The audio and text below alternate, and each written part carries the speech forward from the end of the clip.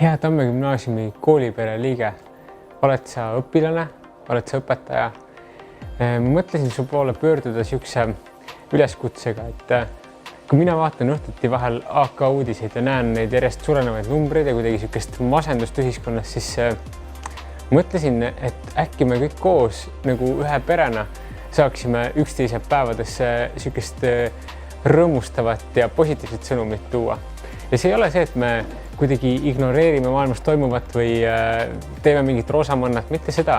Aga ma usun, et meil kõigil on ikkagi eludes mingisuguseid ägedaid sündmusi, mida jagada, mingeid oma mõtteid, kuidagi inspireerida teisi oma pereliikmeid, koolipereliikmeid.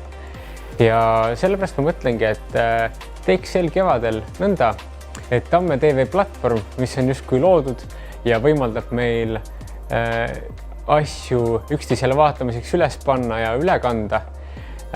Teeme sinna saateid. Olgu see siis niimoodi, et sa pead üksinda justkui mingit videoblogi või võib-olla sa saad oma pereliikme või klassikaaslasega mingites kontrollitud tingimustes ja lubatud raamides kokku. Teeme mingisuguseid inspireerivaid klippe ja miks mitte ka valmis saateid, mida saaks lihtsalt üksteisele näidata ja pidevalt eetri täis hoida. Ma saan aru, et see üleskutse praegu ei ole siin väga valmis kujul, väga läbi mõeldud.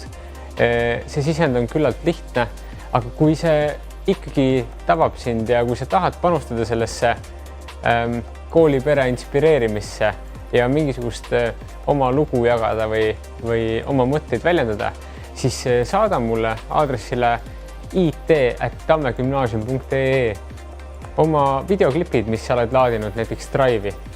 Ma võin aidata vajadusel ka neid klippe kokku lõigata koos Tamme TV meeskonnaga, aga sa võid saata ka täitsa valmis materjali, mis on juba sinu käekirja järgi valmis monteeritud ja vaatame, mis siit tuleb.